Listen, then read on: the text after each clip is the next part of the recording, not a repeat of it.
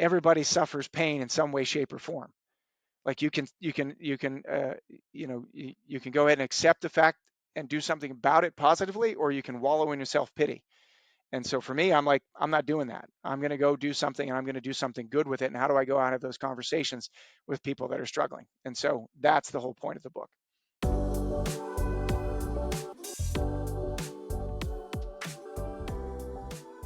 Jim, welcome to the Book Thinkers Life-Changing Books podcast. To kick things off, I'm going to say a statement, and I'd love to hear your reaction. So here it is. The New England Patriots are the greatest football franchise of all time. Well, that's false. That's false. Yeah, I'm probably gonna get some hate mail after that one, but yeah, no. I mean, I guess technically they can be declared that, but as a Pittsburgh Steelers fan, yeah, we're not going to let them have that honor just yet. Yeah, I was reading about some of the things that you wrote about the Patriots in there, and as a lifetime Patriots fan, it was just fun to read. And I figured, yeah, I'd throw a little jab to kick off the Yeah. podcast today. And funny enough, behind the scenes, we have two Steelers fans that work for Book Thinkers, and so we get plenty of Steelers love as well. Yeah. Well, that's great. Well, Nick and Luke, thank you very much for having me today. Yeah, so tell us a little bit about you. Tell us about your book and what you're looking to raise awareness for. Yeah, so thank you. So the whole purpose of the book, is it's entitled Unlimited Heart: How to Transform Your Pain into Purpose, is really a story about the challenges through my life. You know, it is a memoir-y business book, so it's the challenges of my life and how I utilize my mind and my heart collectively to overcome a significant amount of challenges.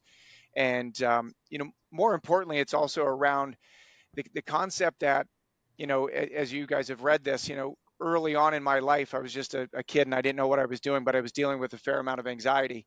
And you never really know what those pieces and parts and things are in your life until later in life, when it comes back to you and you realize, oh, that event, that moment strengthened me for this, where I'm at today. And so I'm a faithful person as well. So I'm like, I was teed up for this. I had no idea what this was all about, but now I do.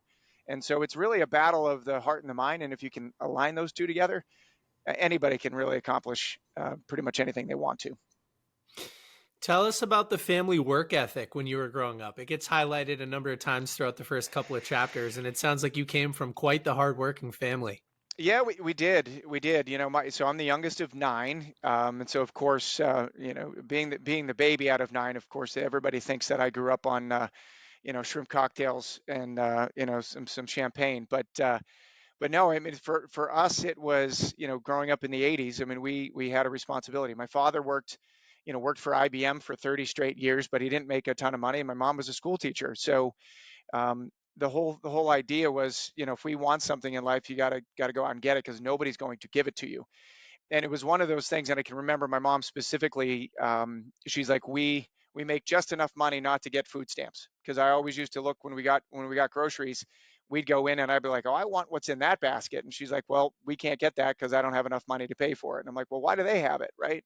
And she's like, well, we don't qualify for X, Y, and Z. And so she's like, we've got to really work hard for every single thing we get. And so that was an absolute treasure that my parents gave to us.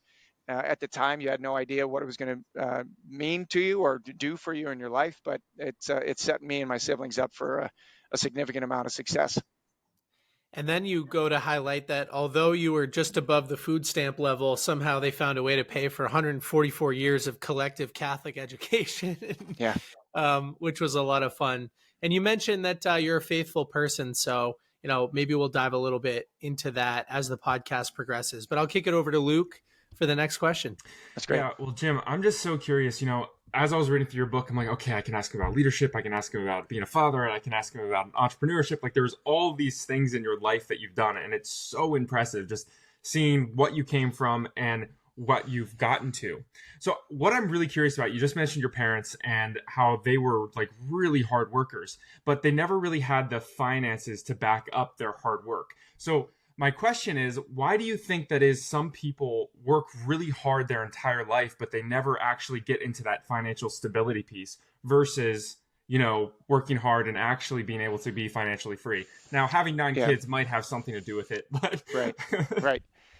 Well, it's interesting, right? So my folks, they never would have told us. I mean, obviously, they both grew up in very difficult households. Both of my mom's parents died tragically, when she was 14, so she had to raise herself with her 5 siblings, and so she had nothing else but to go out and work for herself. And my dad was in the same situation. But I think for them, and they were babies of the depression, right? So they never really talked about it, but we saw it in some of their actions, right? And we always joked about it with, like, if we ever had hot dogs for dinner, like my mother would wrap up a shriveled up hot dog because that would be eaten tomorrow, the next day. And we never really understood that. But my parents never ever communicated what it was that they either had or didn't have. And so sadly, when my mom passed away, right before COVID, she passed away, and we expected absolutely nothing because our parents gave us whatever we needed, and then she left us with all of us each with a nice chunk of money, and we're like, what? Where did this come from, right? And she just was always, for her, it was, I'm saving it for the future for my kids, and we're like, but there's no reason for you to do that, right? But she quietly just kept it aside, and she and my dad did that together, and we're like, holy cow, you guys could have lived a hell of a lot nicer life if you just didn't worry about us, because we're all grown men and women, right?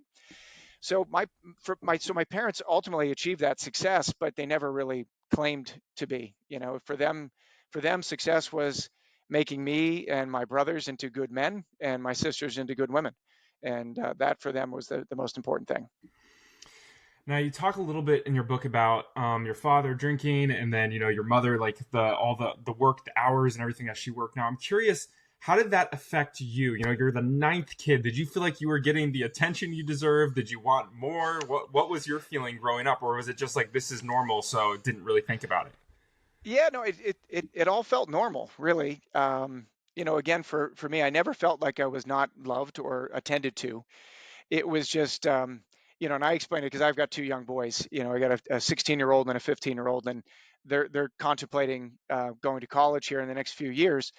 And it's funny when they hang out with my older brothers and sisters, they're like, Dad, what was that like growing up with them? And I'm like, listen, when I was 7, I was literally going into fraternity parties because they were taking me to because they were all in college. So I was going to my brother Tommy's. He belonged to Tau Kappa Epsilon, and I'd go there at the fraternity house and I'd help them set up for the beach party at night, right? So it was like they always had me under their wing. I was being exposed to so many cool adult like things, and I'm like, this is incredible, right? I couldn't wait to get to that experience in life. But it was just different. But I never felt alone or without anything. So they found a good way. Even to this day, they still take care of their baby brother, even though I'm 50 years old. I love that.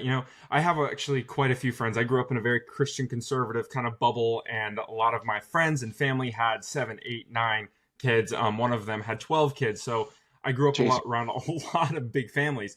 With those people, though, a lot of their kids actually don't want to have a big family, don't want to have kids. So I'm curious, did it dissuade you from wanting to have a big family? You have 2 boys now. Did you want to have more than that? Were you happy with that? Like, what was your thought process around having kids?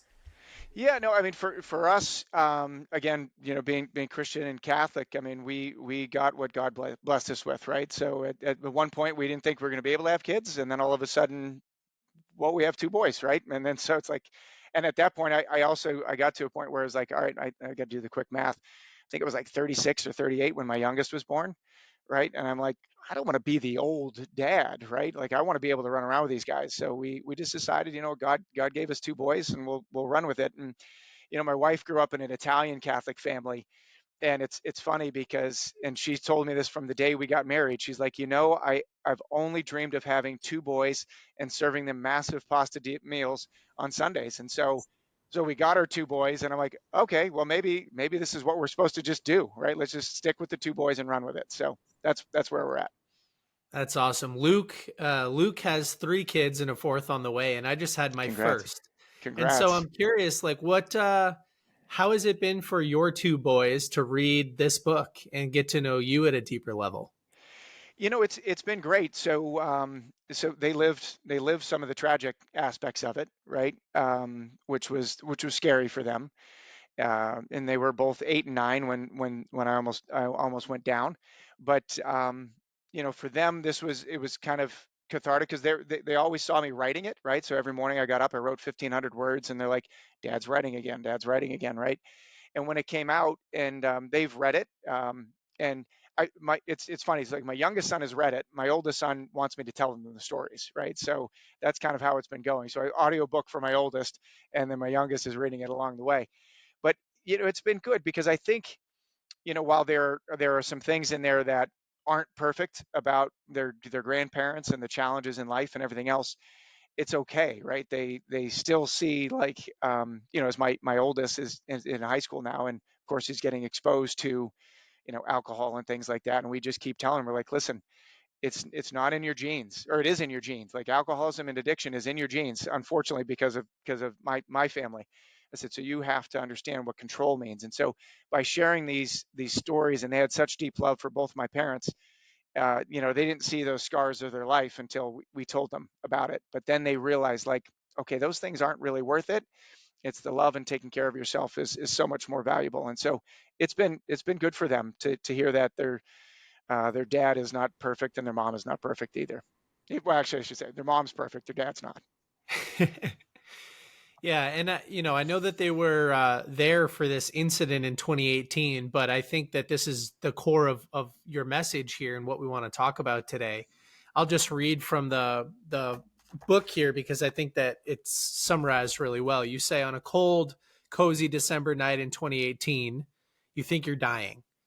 You're a husband, you're a father, you're a business owner, an athlete, an innovator, but now you're an AFib patient. So tell everybody, what is atrial fibrillation, and why did it cause this massive cardiac event for you? And how did that trauma kind of spill over to the rest of your life? Yeah, so interesting. So we'll start with the brass tacks about atrial fibrillation. So it's the number one arrhythmia in the world. So in the United States alone, there's over 6 million patients that are living with AFib, and then by 2030, there's going to be 12.2 million patients with AFib.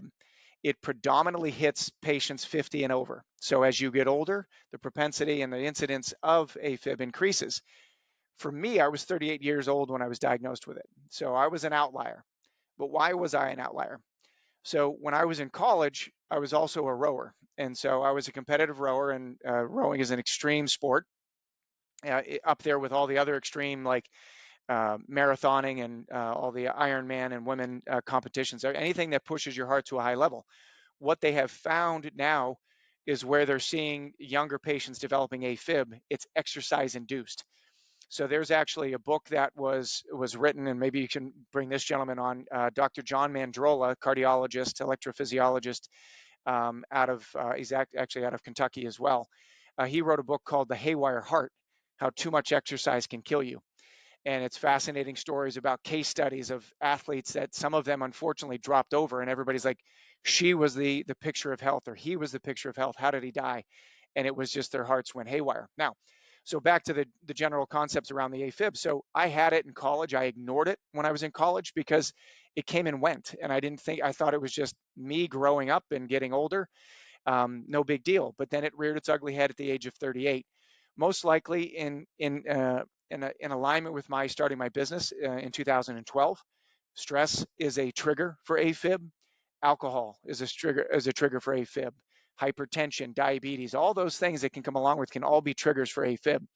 And so that's ultimately how AFib came into my life. I think ultimately was around my rowing and my experience. I'm 6 feet tall. I'm 6'5", and so being 6'5", as well as being a rower, I actually have a 30% increased likelihood of getting AFib. So there's interesting demographics with this disease, but it's predominantly a disease of older patients, but it's one that people can control.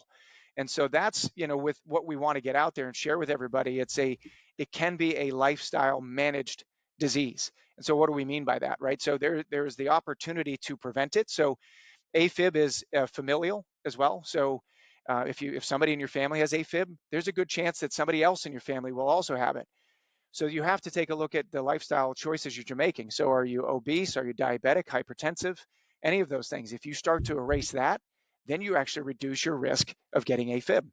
So those are some things that we're trying to talk about. So I'll stop there because I think I could ramble for quite a while.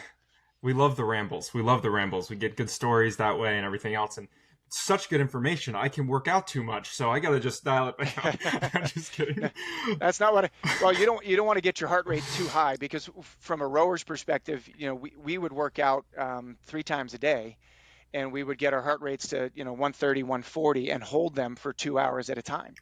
And that ultimately, that exposure is not good. That's what ultimately what the heart wants to transform itself then into, because it's a muscle. So it wants to transform itself into that level because it likes to stay at that pace. And then what they found is if you remove that exercise, that extreme exercise, the AFib can go away. But Luke, the challenge is you have to work out. The recommendations are at least 200 minutes a week of some level of working out, lifting weights, et cetera, et cetera. I love that. And I think that working out is a very big part of my life, and it's been a big part of my life for a long time. But I'm glad that we tapped into that a little bit further, because Absolutely. I don't want people to get the misunderstanding that, oh, workout is bad. It's easy for us to get all those excuses right away. Yep. So I'm really curious about, in 2018, you had this event. I want to ask you, like, what perspective shift happened after that cardiac event? Like, before, you're kind of on top of the world, really. Like you said, it was like a Rockwell painting, right? It's like this picture perfect night, this great evening. You have a business that's running well, all the stuff, and then all of a sudden this event happens. So I'm just really interested in what your perspective shift, like, from the before and the after that, like, what changed? Yeah.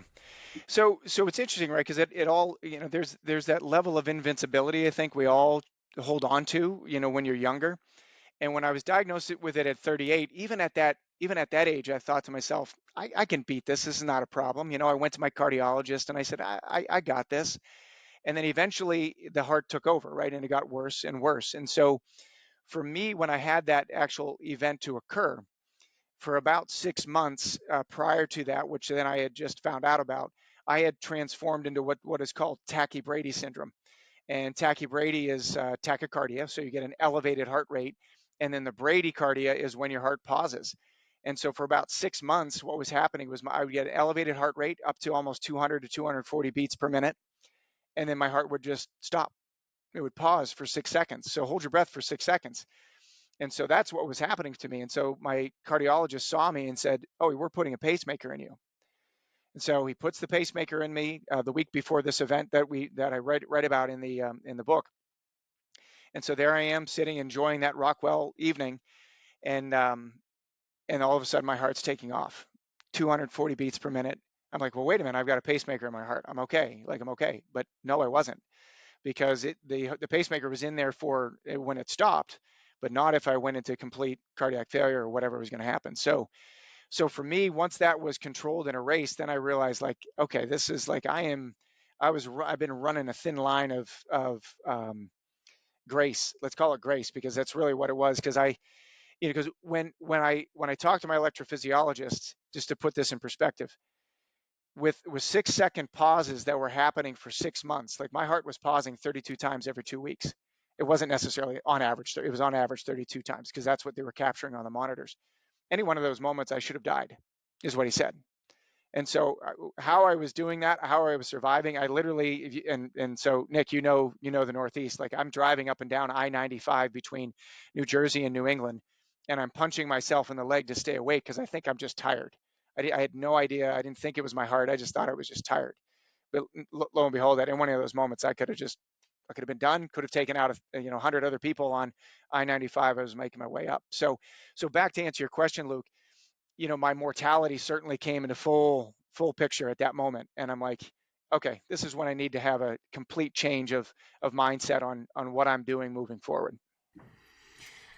Now, you were actually, like, you went to college and you were into biology and sciences. You even, like, were maybe going to be a doctor at some point. That was in your head. So you kind of had, and you also worked in some healthcare things, right? So what was happening in your mind? Like, okay, you get, oh, I have AFib, I know this in college, and then you're kind of getting into this healthcare world and not really taking it seriously. Is it just this invincibility that you felt that made you just kind of push it to the side? Like, what was going through your mind? That's a great question, and I honestly, I don't know what was going on in my mind. I think it probably was still a little bit of that invincibility, but it's also that thing. So the company that we built was, and I was always in pharmaceuticals and biotech, so we were a learning and development company. So we built learning modules for all sorts of drugs and disease states. So of course, like I had access to all of this information. So well versed, well educated, self-described, well educated gentleman. But still, I was so ignorant around how the management of this disease. And I, again, maybe it was that invincibility. I'm just like, oh, I got this. I know what I'm doing. I'm in control. When really, in fact, I wasn't. And I think it was probably a little bit of that. I don't want to give up control, because the other aspect that I was dealing with, and I think this is where the stories become compounded. I was building my business, right? And there was no other income. Like it was my wife and myself, right? And we had no other income coming in. So like I needed to keep working. My wife needed to keep working, because this is what we had to do. We had to start surviving for our family. And so I think maybe that was probably part of it. Like maybe that's where my Kaveney work ethic got a little toxic, and was like, all right, we'll strive through it. But I was also addressing my cardiac issues too. I mean, I want the public to know that I was still seeing my cardiologist, electrophysiologist. I was being guided in the right ways, but there still was that level of I probably could have acted a little bit more intensely at first, but I didn't, and maybe I could have avoided some of the challenges I had faced. You just mentioned building a business at the same time and about how stressful that was. And we'll come back to the cardiac piece in a second, but I thought it was really interesting when you talked in the book, page 160, about getting, or you got a phone call from your friend Doug, and Doug recommends this book, Think and Grow Rich. And then the house is quiet. You sit down. It sounds like you had a couple of beers. You're in the bathtub, and you called it an entrepreneurial baptism. Yeah. So, what impact did that book have on you? And when you think back to that book, like right now in this present moment, what feelings do you get? No, I was absolutely euphoric, to be quite honest with you. And it was one of those things, right? I mean, the quick story of it. It was like we had launched our business. My business partner left me. I was left all alone, and then I was out redefining what the business was all about, driving to and fro, New Jersey to New England, New Jersey to New England, and getting lots of traction, but not really getting any results. And so you could probably picture this, Nick. I'm literally driving through Worcester, on my way up into New Hampshire, and that's when my buddy called, and he's like, "You haven't read Think and Grow Rich yet? Get it and read it and whatever." And the minute I started reading it, I was like, "This is what I needed," right? Because one of Napoleon Hill's greatest phraseologies in there is like knowledge. Knowledge is not power. It's when knowledge becomes focused towards a definitive end, is when it becomes powerful. And it wasn't until that, and also believing a little bit of being a faithful person, right? So this is the interesting twist. And I don't know, have you guys read the book at all, Think and Grow Rich? A So couple of times, yep. yeah. And so in there, when they talk about Edison's cohort, Edwin Barnes, right? And why is that intriguing? Is because at that time, and this wasn't the guy that recommended the book, but at the time before I started my business, my boss's name was Ed Barnes, and he had just literally moved to Edison, New Jersey. And I'm reading the book, and I'm like, oh my gosh, this is oh my god, this is like fate. Like I was supposed to read this book. But so I woke up the next morning, and I wish I still had the sticky note. Like my mom bought me this big paper clip, that you put on your desk, and it was a massive paper clip. And I went down there and I wrote on a squiggly note how much money I was going to make. And I put in there, I said, I'm going to make $1.5 million in 5 years. And I put it on there and I left it. And I lost that note. I don't know where that is. But that became my driver. So I literally started visualizing, because what I learned from that whole concept, and I didn't know anything about mindset training too much at that point. What I did, and our Kaveney work ethic is what got me to where I was. But it's when, somebody says to me, things happen to you twice in your life, once in your mind, and the other time is when you're in the real world. And so I started visualizing my success and where I was going to go.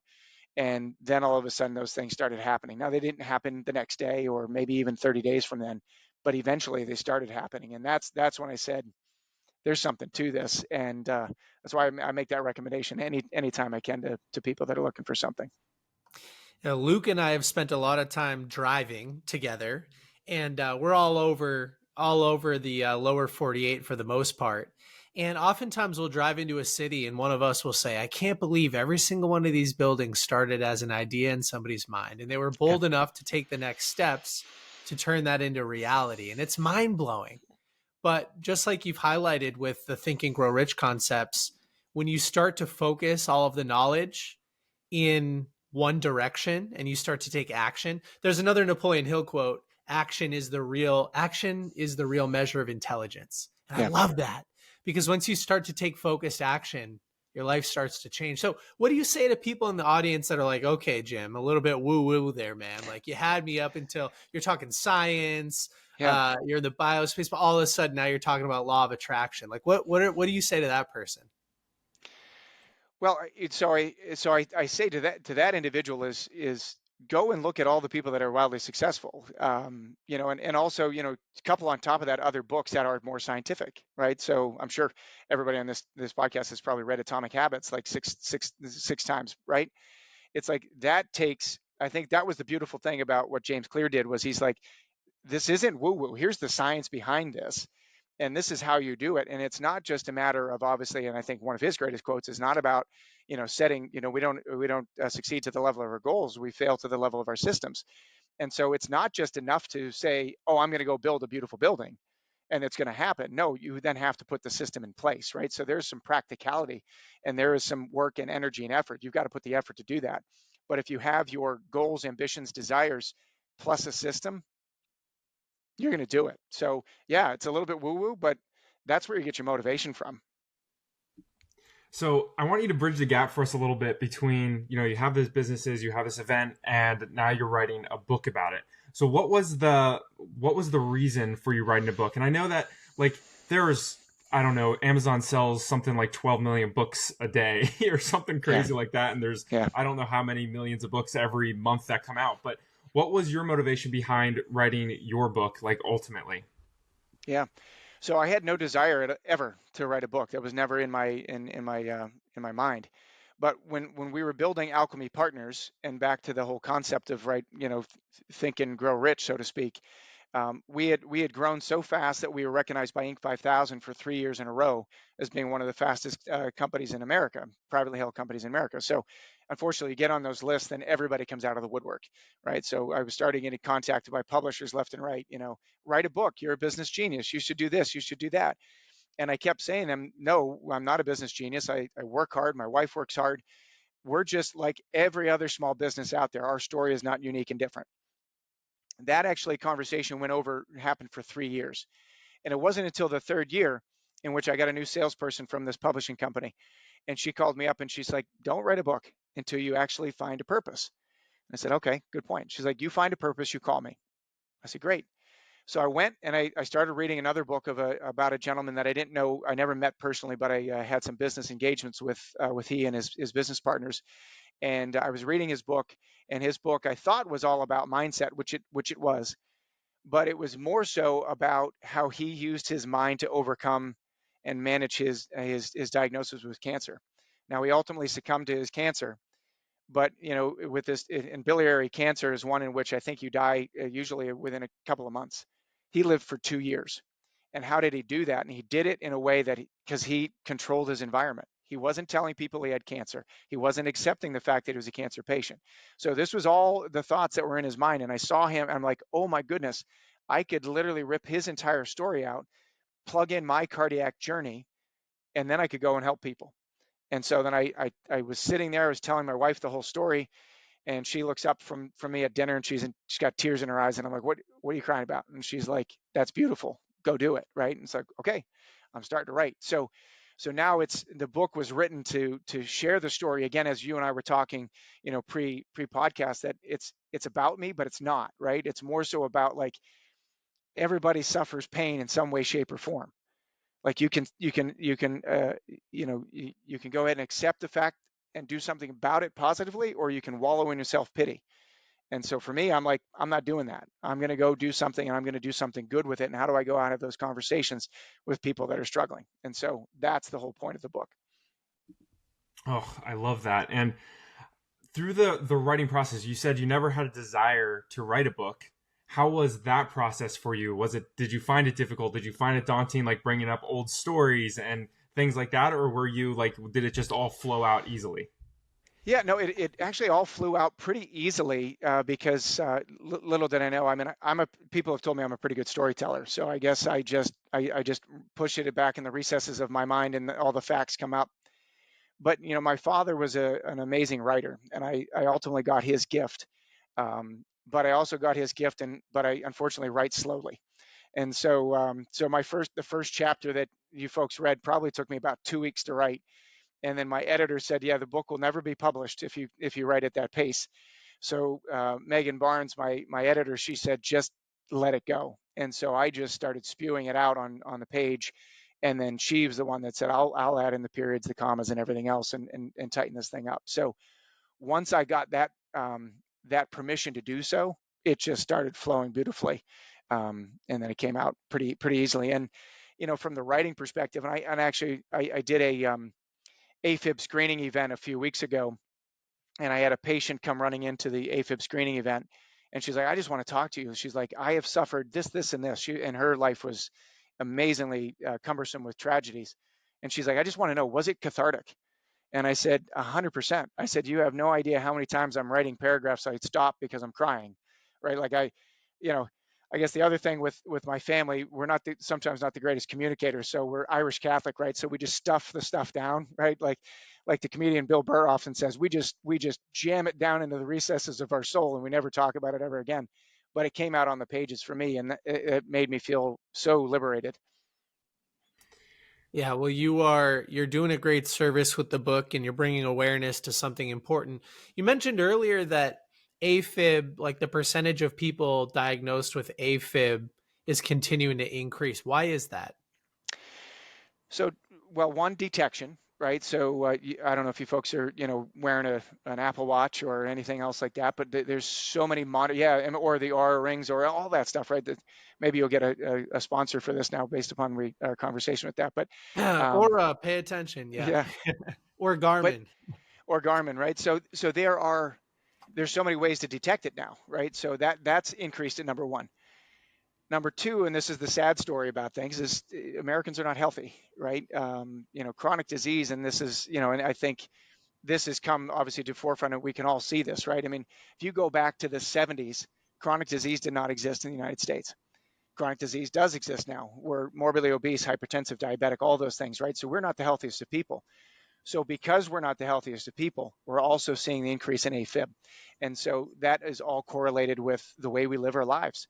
And so that's why my mission, in addition to everybody else, American Heart Association, StopAFib.org, all these other AFib organizations that are doing, I'm joining them to help raise awareness because we can control this. Like, don't let that Twinkie or whatever potentially control your life down the road, right? So what we do in our 20s impacts who we are when we're 40. So let's take care of ourselves when we're 20 because we'll be stronger when we're 40. Be stronger when you're 50 because you'll be stronger when you're 70. And so we're trying to say, hey, let's tackle these lifestyle things that we can do. It's going to be hard, but let's tackle it. So that's why we're seeing an increase in a lot of it. And not to say it's all lifestyle modification issues, right? Because AFib also comes from other surgical procedures. So some people might just go in for a knee replacement or something like that and come out and oh my gosh, they had trauma. So guess what? Now you have AFib. So those are some things that happen just by happenstance because of exposures that you have. Also, there can be some physical abnormalities in your heart that can cause it as well. So it's a genetic thing there too. So there's a number of different ways that it can present itself, but it is increasing globally, and it's a huge issue. Do you have any idea what percentage of diagnosed AFib patients are receiving that diagnosis because of lifestyle and not family or a surgery or something like that? So I don't know that specific statistic, but what's interesting, and this we do know for a fact, is about 30 to 40% of all AFib patients never had one symptom. So you could just be walking around and never ever feel anything, but you're in AFib. And those are the scariest types of AFib because you're not paying attention. And the number one risk for AFib is stroke. And stroke with an AFib patient is 5 times worse than a regular stroke. Okay, so you actually increase your chance of mortality by 200% if you have an AFib stroke. So that's why just invariably now, how do those people get detected? Well, they might go in, and what happens? Well, I have a cough or something going on. So they take your blood pressure, they check you out, and somebody might say, "Oh, wait a minute, you're in AFib?" No, I had no idea. And so that's when those folks present themselves. So those the quiet ones are the scarier ones. Well, I'll wrap up and then hand it over to Luke for the last couple of questions. But I'll just say that it's been a pleasure speaking with you today, and we love supporting people who are trying to make the world a better place. And you're raising awareness for something that, in a large number of cases, is preventable, but also, if not prevented, it becomes life-threatening. And so I'm happy that you're talking about it. Just like you, we want everybody to be happy and healthy, and that comes with a little bit of exercise and maybe some lifestyle changes and diet, etc. But you can live a long, healthy, happy life in a lot of cases. So anyway, thank you for doing good work and Thank you, appreciate Nick. it. I appreciate your time. Yeah, Jim. So I'll close up with these last two questions. The first is going to be this, which is where can people go to find out a little bit more about you? And obviously we'll link everything in the show notes. Sure. Yeah. So thank you for that. So unlimitedheartbook.com. You can go there. You can see where to order the book. One of the 12 million, hopefully, that's being purchased every day on Amazon. And then my bio's in there, and my connection to the business that we're launching as well is there. So exciting! And I'm all over. I'm on LinkedIn. I'm on Facebook, and also on Instagram. All the place. A quick Google search of Jim Kaveney. Kaveney is how you say your last name? That is correct. Okay. Yes. All right. So yeah, quick Google search, all your stuff pops up. But yeah, we'll link all that stuff in the show notes. This is a question I like to ask all of our guests, and it's this. It's you pass away and all of the information that you put out, books, courses, website, blog posts, everything, podcasts, they all disappear, but you can leave the world with a single piece of advice. What would it be? Honestly, just make an impact with somebody, change somebody's life, because then that'll spread the whole butterfly effect. I love that. I love that. Be a good person, make an impact, and that's how the world changes. Beautiful. That's it. Thank you so much, Jim, for your time today. This has been amazing. It's been a pleasure to get to know you. Thank you, Luke. Thank you, Nick. Take care.